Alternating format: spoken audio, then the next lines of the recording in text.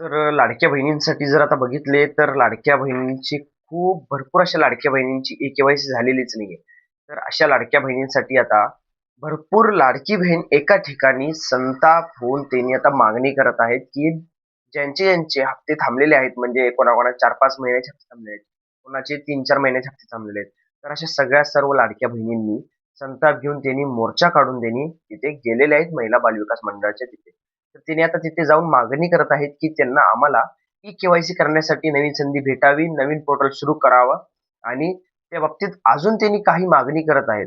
तर असं भरपूर बरेचसे आता व्हिडिओ येत आहेत आणि ते व्हिडिओ जे आहे आपल्या माध्यमातून पण आपल्याकडनं जात आहे आणि भरपूर आपल्या इकडची पण जे आहेत एक-एक जण मोर्चे काढून किंवा कोणी तक्रार अर्ज लिहून त्यांनी देत पण आहेत. तर आता बघा, की आपण आता बघूया, की हे जे अर्ज आहेत हे कोण करत आहेत आणि कसं करत आहेत आणि मेन म्हणजे ती तक्रार मागणी कशी करत आहेत त्यांनी, की म्हणजे सगळे सर्व लाडक्या बहिणींसाठी सरकार हे निर्णय करावं आणि ते आपल्यासाठी ई-के-वाय-सी साठी नवीन मुदत द्यावा आणि आपल्यासाठी पोर्टल सुरू करावं. कारण की बरेच असे लाडके बहीण जर बघितले, तर मागणी करत आहेत, तरी सुद्धा सरकार बघत आहे.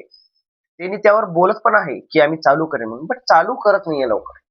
तर त्यामुळं जेवढं उशीर होत आहे, विलंब होत आहे लाडक्या बहिणींसाठी, तर त्या लाडक्या बहिणींचा लाभ बंद आहे. त्यांना खूप गरज आहे. अशी सरकारकडे माझी पण विनंती आहे. त्यांनी लवकरात लवकर चालू करावा आणि ते आता ते न्यूज काय आलेली आहे, ते आपण आता या बघूया आणि त्यावर ते आपण जाणून घेऊया काय माहिती आहे.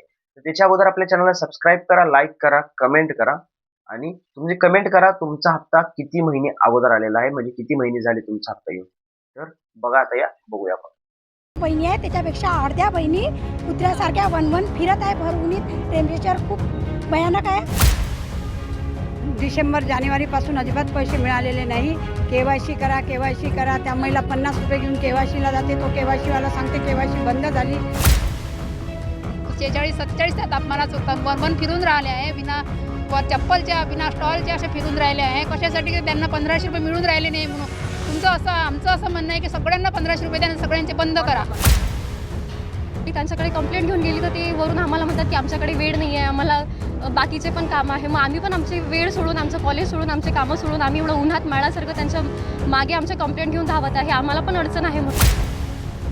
KYC होऊनही पैसे मिळत नसल्यानं अमरावतीत लाडक्या बहिणींनी हा असा संताप व्यक्त केला. मुख्यमंत्री माझी लाडकी बहीण योजनेअंतर्गत दर महिन्याला 1500 रुपये पात्र महिलांच्या खात्यात जमा केले जातात.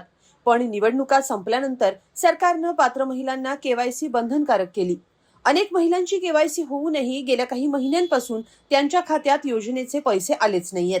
त्यामुळे अमरावतीत संतप्त झालेल्या लाडक्या बहिणी थेट जिल्हाधिकारी कार्यालयावर धडकल्या. यावेळी आमचे पैसे का आले नाहीत असा जाब त्यांनी प्रशासनाला विचारला, पण त्यांना कोणतंही दिलासादायक उत्तर मिळालं नसल्याचं या महिलांचं म्हणणं आहे.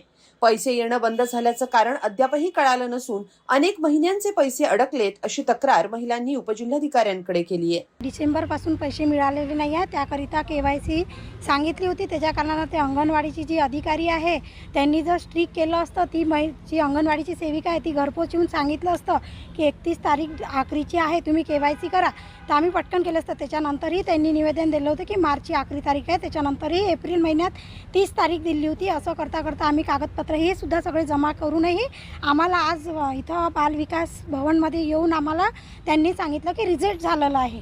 आता याच्यावर काहीच करू शकत नाही. त्या कारणास्तव आम्ही जिल्हा अधिकारी सरांना भेटायला आलो होतो. तेही सर मीटिंगमध्ये असल्या कारणानं तेही भेटू शकत नाही.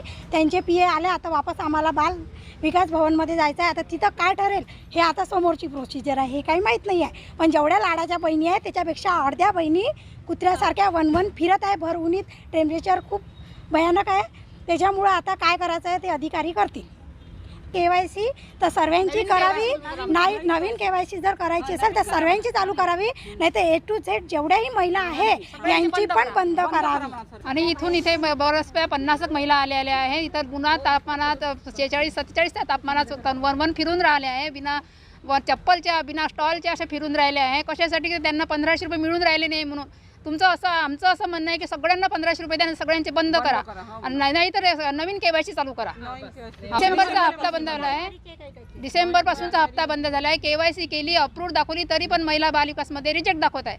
गेल्या मुख्यमंत्री लाडक्या बहिणी सगळ्यांनाच गरज आहे. मोठमोठ्यांना भेटून राहिले, गरिबांना भेटून नाही राहिले. लाडकी बहीण योजनेचे पैसे येणं अचानक बंद झाल्यानं महिलांना आर्थिक अडचण येत असल्याचं त्यांचं म्हणणं आहे. ई-केवायसी रद्द झाल्यानं पुन्हा करण्याबाबत सरकारकडून सांगितलं जातं, पण त्यात येणाऱ्या अडचणी दूर होत नसल्याचं महिलांचं म्हणणं आहे. तर काही महिलांना मल्टिपल फॅमिलीमध्ये टाकून न कळत अपात्र केल्याचं सांगितलंय. याचं कारणही सांगण्यात आलं नाही असा आरोप काही महिलांनी केला. मी माझ्या स्वतःसाठी म्हणून नाही आली, महिलाही सोबत आहे माझ्या. कारण आमच्या इथल्या गोरगरीब महिलांना डिसेंबर जानेवारीपासून अजिबात पैसे मिळालेले नाही.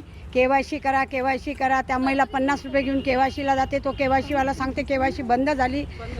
सकाळी 11 वाजतापासून त्या महिला बालविकासमध्ये गेल्या. तिथे एक मॅडम होती, तिने आम्हाला टेबलच्या इकडून काढून दिलं, कॉम्प्युटर बंद करून दिला.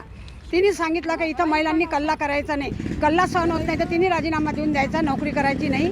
कारण महिलांचा कल्ला महिलांना सहन होत नाही तर कशाला नोकरी करायची. आम्ही 11 वाजतापासून खेडेगावातून आलो. पाणी नाही, चहा नाही, जेवण नाही, काहीच नाही. तरी KYC सुरू करायची नवीन आणि सगळ्या महिलांना, गोरगरीब महिलांना 1500 रुपये चालू करायचे. एवढंच माझं म्हणणं आहे. मी श्रद्धा मुकिंद देशमुख टाकरखेडा शंभूवरून आलेली आहे. माझा प्रॉब्लेम असा आहे की माझी KYC वगैरे होऊनही मला माझ्या फॅमिलीमध्ये 3 महिला आहे. त्याच्यातल्या 2 महिलांना अपात्र करायला पाहिजे होतं.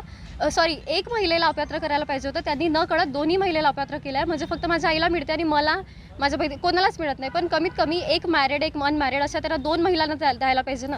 रिझन नसताना त्यांनी दोघींना पण अपात्र केलं. आणि वरून मी त्यांच्याकडे कारणं घेऊन गेली, त्यांच्याकडे कंप्लेंट घेऊन गेली तर ते वरून आम्हाला म्हणतात की आमच्याकडे वेळ नाही आहे, आम्हाला बाकीचे पण कामं आहे. मग आम्ही पण आमची वेळ सोडून, आमचं कॉलेज सोडून, आमचे कामं सोडून आम्ही एवढं उन्हात माळासारखं त्यांच्या मागे आमच्या कंप्लेंट घेऊन धावत आहे. आम्हाला पण अडचण आहे. म्हणून मला जवळपास गेल्या जून महिन्यापासून पैसे आलेले नाही आहे. पूर्ण वर्ष झालं.